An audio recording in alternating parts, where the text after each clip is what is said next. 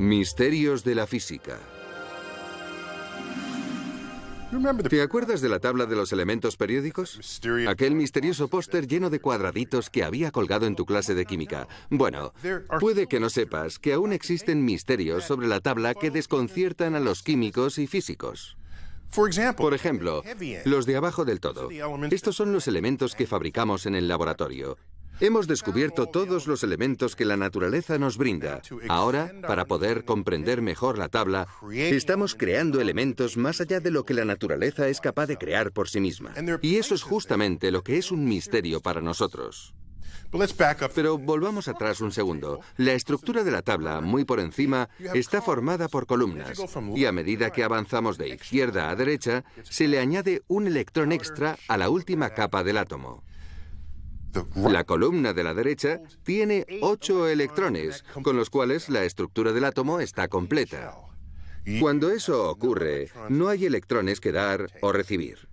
Y cuando no se tiene nada que dar o recibir, no se pueden crear moléculas con ningún otro átomo. Es una parte interesante del diagrama, pero todas las partes del diagrama tienen partes interesantes de las que hablar. Por ejemplo, recordarás que los elementos que están en una misma columna tienen el mismo número de electrones en su capa de valencia.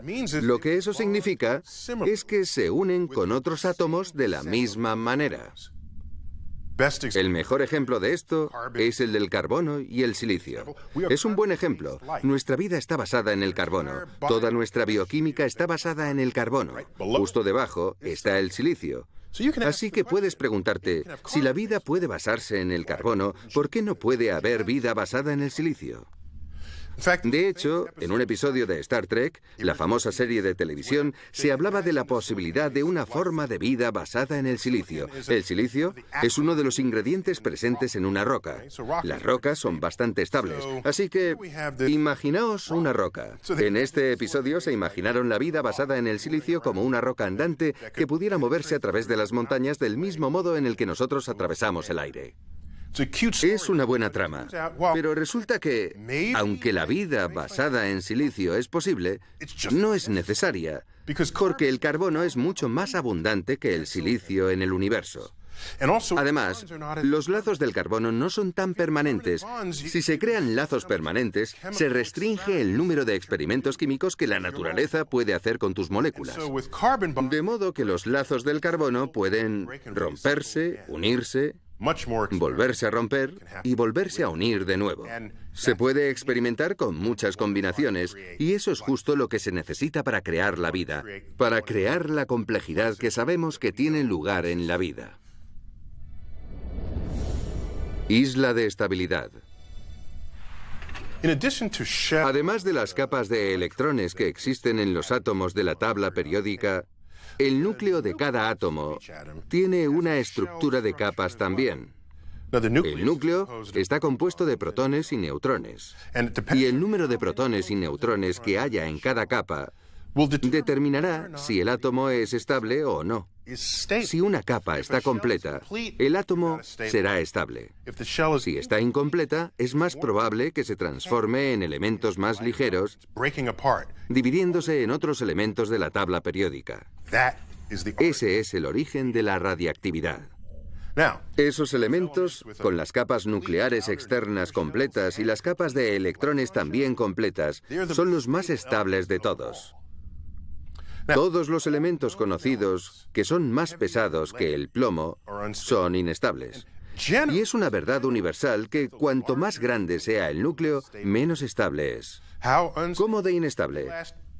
Duran fracciones de segundos, como mucho pueden durar un par de minutos antes de descomponerse.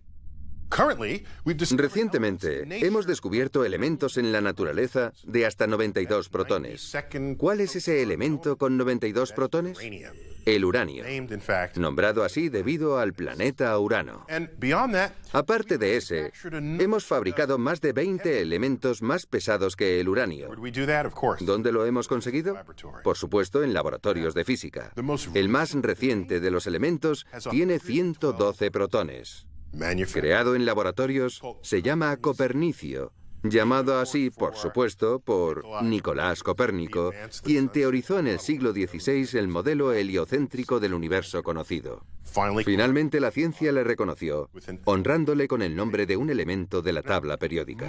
Pues bien, la mayoría de los elementos de estructuras nucleares nos dice que los elementos con 120 protones o 126 protones y 184 neutrones podrían ser estables en periodos de tiempo prolongados, podrían sobrevivir días, incluso quizás siglos.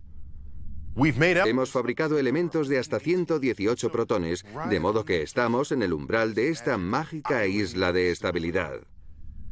Aún no lo hemos logrado, pero pensamos que estamos cerca, y con esto contradiríamos la idea tradicional de que los núcleos grandes son inestables. Nuestros modelos nos dicen que puede haber una comunidad de núcleos enormes igual de estables que cualquier otra cosa en la vida. Pues bien, si llegáramos a crearlos, ¿para qué emplearíamos esos elementos en nuestra vida cotidiana? Puede que sean tan exóticos que solo sirvan para saciar nuestra curiosidad. Eso ya lo hemos hecho con la mayoría de elementos descubiertos en la tabla periódica. Por ejemplo, ¿quién habría pensado que el germanio, un semimetal oscuro descubierto en la década de 1880, acabaría convirtiéndose en el ingrediente crucial del desarrollo de los transistores 70 años más tarde? O elementos como el neodimio o el samario, durante siglos, fueron considerados meras curiosidades y acabaron siendo esenciales para la construcción de los poderosos imanes permanentes. O uno de mis favoritos es el americio, llamado así por América. Hemos descubierto muchos elementos aquí, así que este lo nombraron en honor a América. Fue descubierto en 1944. El americio acabó por convertirse, y lo sigue siendo actualmente, en el ingrediente activo por excelencia en los detectores de humo.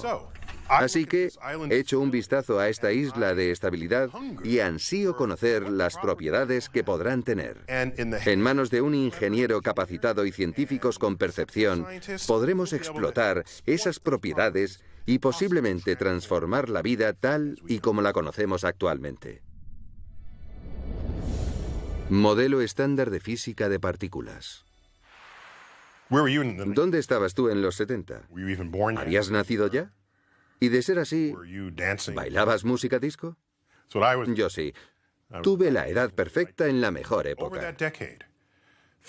Pero en aquella década, los físicos de Estados Unidos y Europa estaban haciendo el inventario final de todas las partículas conocidas. Y lo que estaban recopilando no era un inventario cualquiera. Lo que salió de aquella época fue el entendimiento de cómo todas esas partículas se unían entre ellas, pues pretendían llegar a un pensamiento coherente de cómo se relacionaban las partículas con la materia y con el universo a gran escala. De modo que lo que hemos aprendido, con la ayuda de potentes aceleradores de partículas, por cierto, ¿cómo funcionan? Su tarea es hacer que choquen los núcleos atómicos entre sí y recoger los trozos que quedan. Y cuando los núcleos atómicos chocan, se crea una gran cantidad de energía, y esa energía puede crear partículas nuevas, mientras que otras partículas pueden desaparecer. Es un lío, un desastre. Pero entre esa gran explosión, podemos atisbar la naturaleza de la materia. Y puedes ver cómo se ha forjado un nuevo universo en el centro de tu acelerador de partículas. De modo que lo que hemos aprendido es que hay 3 regímenes de energía en la materia. 3. Existe el régimen de baja energía, el de energía media y el régimen de alta energía. ¿Adivinas a cuál pertenecemos nosotros? Al de baja energía. Lo siento mucho. Todo lo que conocemos, todo cuanto hacemos, pensamos, decimos, saboreamos, tocamos, ocurre en este régimen de baja energía de partículas. Desconocemos totalmente qué pasa en los otros dos. Así que echemos un vistazo rápido al inventario de partículas presentes en ese régimen de baja energía. Lo primero que tenemos son nuestros protones y neutrones. De acuerdo.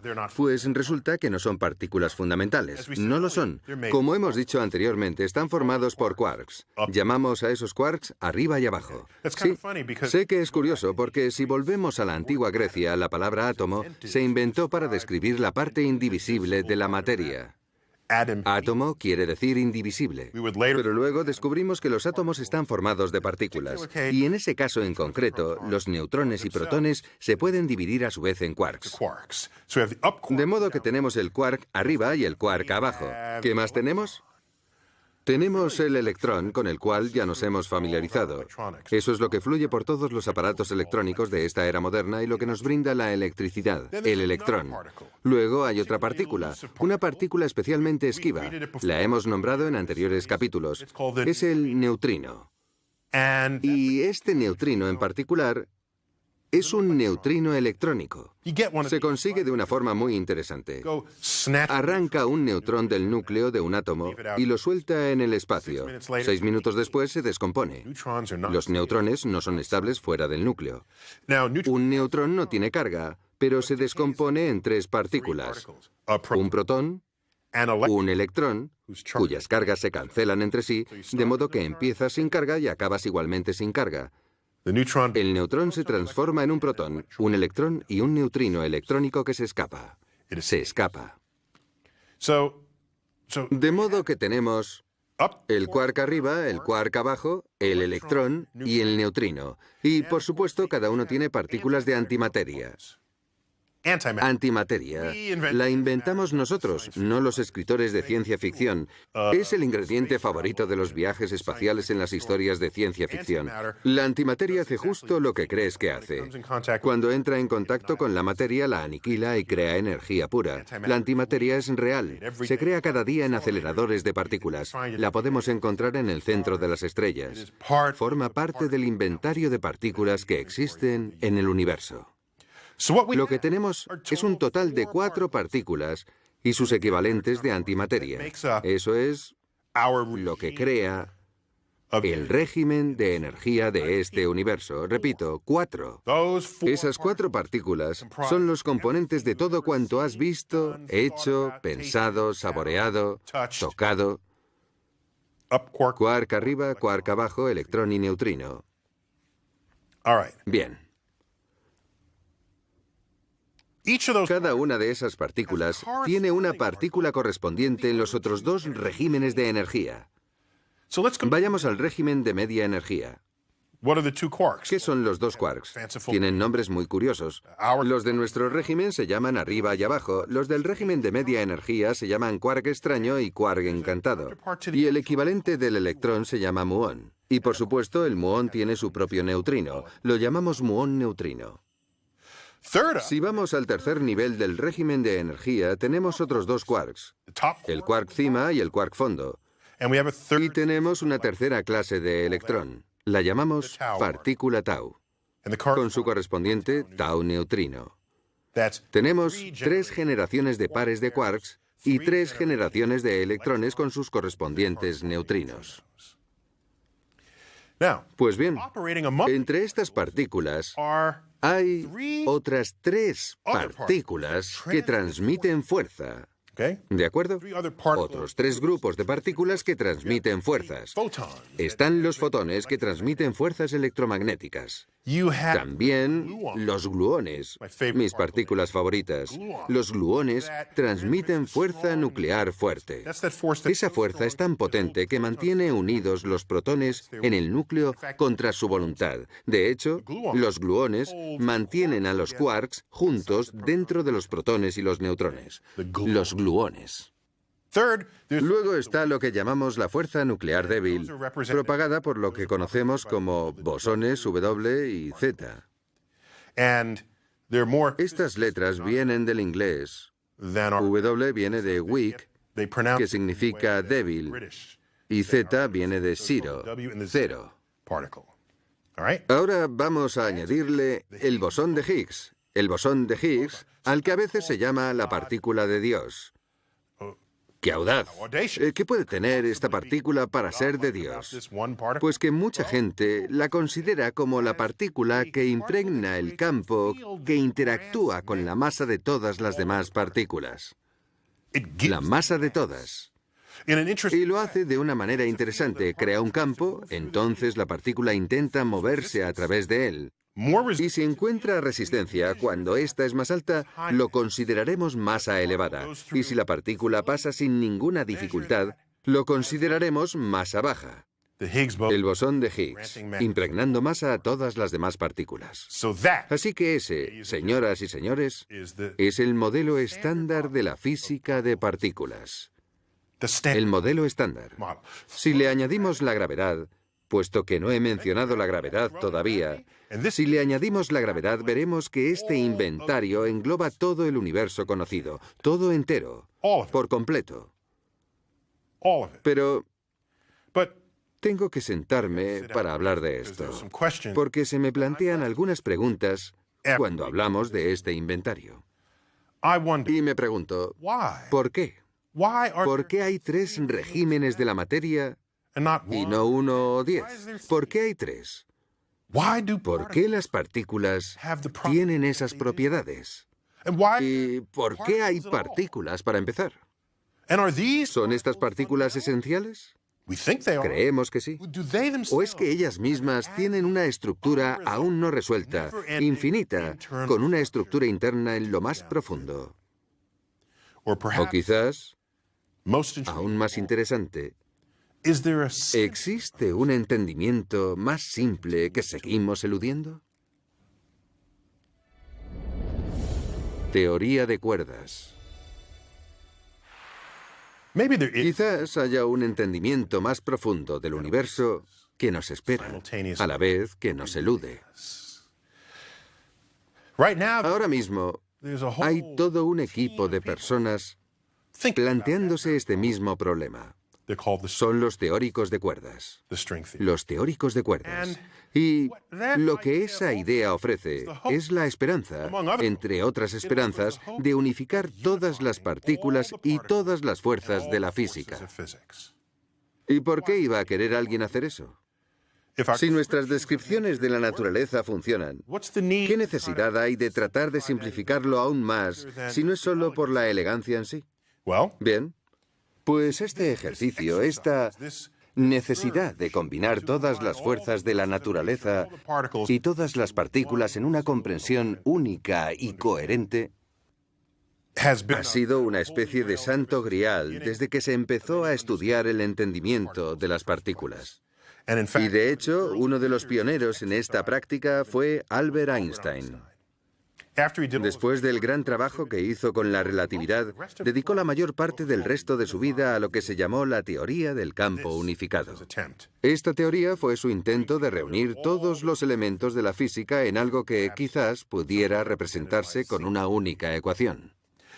Por cierto, hay un gran antecedente para todo esto. En el siglo XIX, se suponía que la electricidad y el magnetismo eran entidades separadas y distintas hasta que se demostró que podían ocupar las dos caras de la misma moneda. Cuando se descubrió esto, la electricidad y el magnetismo se unieron en una sola palabra y de ahí es de donde nace el electromagnetismo. No siempre fue una única palabra. Comenzó como dos palabras distintas en el siglo XIX hasta que se conocieron más datos sobre la estructura de la materia y el comportamiento de la naturaleza. Mientras tanto, a finales de la década de 1960 y principios de los 70, se descubrió que la fuerza electromagnética compartía la misma moneda con la fuerza nuclear débil. ¿Qué salió de todo eso? Una nueva teoría en la forma de entender el universo que combina esas dos fuerzas. Así que ahora los grapamos y lo editamos un poco y tenemos la electricidad y magnetismo que pasaron a ser electromagnetismo. Teníamos el electromagnetismo y la fuerza débil, así que en lugar de tener una palabra tan larga, tenemos lo que se conoce como el modelo electrodébil.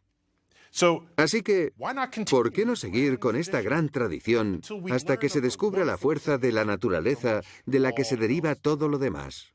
¿Por qué no? ¿Vale? Sería un resultado fantástico, ¿no? Ahora, Pensemos en ello. No hay muestras en el cielo que indiquen que el universo en el que vivimos, independientemente de nuestra percepción del mismo, exista en 4 dimensiones y solo 4 dimensiones. Que se trate de 3 dimensiones espaciales, X, Y, Z, y por supuesto, la dimensión del tiempo T. En las últimas décadas, básicamente desde los albores de la teoría de cuerdas, se ha pensado que todas las partículas fundamentales que vemos y medimos no están separadas unas de otras. Se creía que simplemente aparecen de esa manera en nuestras humildes 4 dimensiones. Nunca habías oído a nadie decir eso, ¿verdad? Nuestras humildes 4 dimensiones.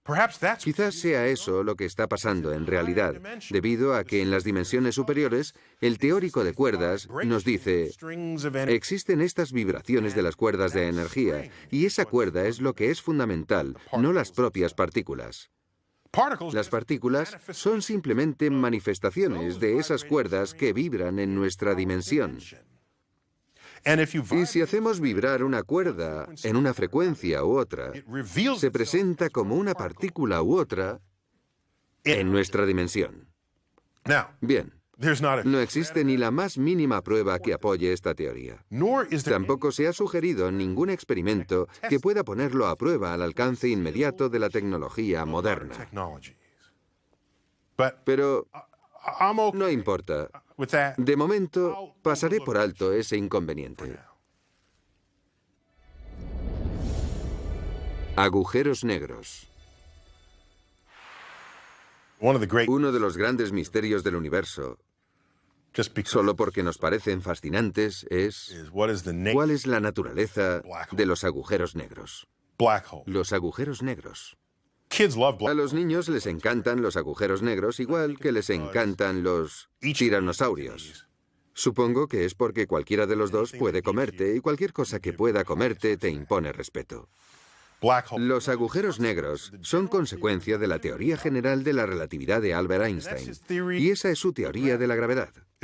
La teoría moderna de la gravedad, en la que se describe la gravedad no como una fuerza de la forma en que normalmente la concebimos, una acción a distancia. La gravedad es la curvatura de la estructura del espacio-tiempo. El espacio-tiempo, o lo que es lo mismo, nuestras coordenadas en el espacio combinadas con nuestras coordenadas en el tiempo. Puede sonar muy exótico, pero no lo es en realidad. Por ejemplo, no puedes fijar una cita con alguien en un lugar a menos que también hayas fijado una fecha concreta. Y nunca puedes quedar con alguien en un momento concreto a menos que haya un acuerdo sobre el lugar. Así que la intersección del espacio y tiempo ha estado con nosotros toda nuestra vida, incluso en nuestro idioma. No se da solo en nuestros pensamientos. Son 2 conceptos que van fundamentalmente entrelazados, espacio y tiempo. Y todo este concepto de la teoría general de la relatividad nos lleva a una declaración fascinante, pronunciada por la comunidad de la relatividad, que resume lo que ocurre, que la materia le dice al espacio cómo curvarse, y el espacio le dice a la materia cómo moverse. Bien, lo que esto nos revela es que las regiones del espacio pueden tener una gravedad muy alta. La curvatura del espacio es tan profunda en su interior que si algo quisiera salir de esa curvatura, no podría. No podría. ¿Cuál es el límite? Resulta que hay una especie de zona en la que, incluso si se viaja a la velocidad de la luz, la energía es insuficiente para salir de esta zona. No se puede salir. Si tú estuvieras en esa zona, si la luz no es capaz de salir, y la luz es lo más rápido que conocemos, entonces nada saldría. Es oscuro y es un agujero. Por eso lo llamamos agujero negro. Pero aquí viene lo más interesante. Yo estoy en la Tierra. Puedo coger una piedrecita, tirarla para arriba, que volverá a bajar. Si la tiro más rápido, llegará más alto antes de volver a bajar. Existe una velocidad con la que puedo tirar esto, de tal manera que nunca regrese a la Tierra. Y se puede calcular, se puede experimentar. Se ha demostrado con las misiones a la Luna. Son 11,2 kilómetros por segundo. Yo no tengo la fuerza suficiente para hacerlo, pero prometo que si la lanzo a esos 11,2 kilómetros por segundo, saldría de la Tierra y no volvería nunca más. Esa es la velocidad de escape de la Tierra. Si un objeto se aproxima a las dimensiones de un agujero negro, entonces la velocidad de escape que se obtiene es más y más y más alta. Y del mismo modo en que puedo jugar a atrapar esta piedrecita o una pelota en una superficie donde la gravedad sea muy alta, podría jugar a la pelota con un haz de luz. Porque ese es el camino que lleva la luz a través de la gran curvatura del espacio-tiempo en las proximidades de un agujero negro. Ahora, eso plantea algunos fenómenos interesantes. ¿Qué pasaría si caemos en un agujero negro? Te preguntarás. Y si no te lo preguntas, lo hago yo por ti. ¿Qué pasaría si te cayeras dentro? Bueno, vamos a lanzarnos con los pies por delante. Has caído dentro, eso es. Lo que ocurre es lo siguiente. En el centro del agujero negro, la gravedad es tan intensa que, a medida que te acercas al centro, puesto que estás cayendo dentro de él, a medida que te vas acercando cada vez más, la diferencia de gravedad entre los pies y la cabeza es mayor. La diferencia de gravedad es enorme a medida que te acercas al centro del agujero negro. Esa diferencia en la gravedad es lo que llamamos la fuerza de marea. Y esa fuerza de marea tiene el poder de estirar las cosas. La fuerza de marea que ejerce la Luna sobre la Tierra estira los océanos, creando las mareas. Cuando hay marea alta o marea baja, la Tierra está amoldándose a las protuberancias que existen en el espacio. Hagamos un pequeño paréntesis. La gente se pregunta si las mareas producidas por la Luna afectan a nuestras cabezas. Porque en las mareas sube el agua y los biólogos nos dicen que nosotros somos agua en nuestra mayor parte. Pues sí, la fuerza de marea afecta a nuestra cabeza. Resulta que la fuerza aplicada a la cabeza es 1 trillón de veces más potente que la de una almohada, en el caso de que pusiéramos la cabeza debajo de la almohada. Así que nos afecta la fuerza de marea. Son mayores cuanto mayor sea el objeto. En el caso del diámetro de nuestra cabeza, la fuerza aplicada es pequeña. Bien, nos encontramos cayendo por el agujero negro. Tus pies quieren acercarse al centro más rápido que tu cabeza, así que comienzas a estirarte, y tu cuerpo se va alargando cada vez más. Al principio eso de estirarse le sienta bien a uno, pero luego empieza a doler, hasta que llega un punto en el que la fuerza de marea es más potente que las uniones moleculares que mantienen la carne unida, y te divides en 2 partes, probablemente por debajo de la espina dorsal. Después de eso, a esas 2 piezas les ocurre lo mismo y también se separan. Así que pasas de 2 trozos a 4, luego a 8, a 16, y a medida que te vas acercando al centro del agujero negro, te conviertes en un conjunto de átomos. Pero lo peor no es eso, sino que el espacio-tiempo es como un embudo, de modo que no solo te estiras, sino que te estrujas de lado a lado y de arriba a abajo para poder pasar a través del espacio-tiempo como la pasta de dientes pasa por el tubo. Existe una palabra para esto, para describir la muerte cuando uno cae en un agujero negro. Se llama espaguetificación, porque eso es lo más parecido, un espagueti cayendo por el espacio. Resulta que los agujeros negros grandes tienen una fuerza de marea menor a la de los agujeros negros más pequeños. A medida que te acercas al centro, la diferencia gravitatoria entre los pies y la cabeza no es tan grande. Así que es posible sobrevivir a la caída en un agujero negro. En el que te gustaría caer es el siguiente.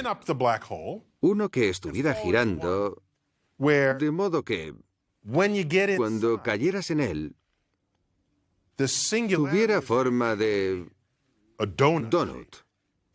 Eso es lo que ocurre cuando un agujero negro está girando constantemente, que adquiere propiedades extra muy interesantes. A medida que caes por el agujero negro, el tiempo se ralentiza hasta llegar a un punto en el que prácticamente se detiene. Y cuando eso ocurre, el universo que has dejado atrás transcurre en un instante, de modo que ves el futuro del universo que acabas de dejar en el instante en el que caes a través del agujero negro. De modo que es un viaje solo de ida. ¿De acuerdo? Esto no se lo podéis decir a nadie. Eso nos lleva a pensar, haciendo cálculos de lo que podemos encontrar en el centro del agujero negro, que está en constante rotación, que existe otro espacio-tiempo completamente diferente que se acaba de aparecer ante ti. Un universo completamente nuevo que no es del cual provienes. De modo que si caes en un agujero negro en rotación para hacer este tipo de experimento solo de ida, puedes acabar en un universo totalmente distinto. ¿Has hecho alguna vez ese experimento? No.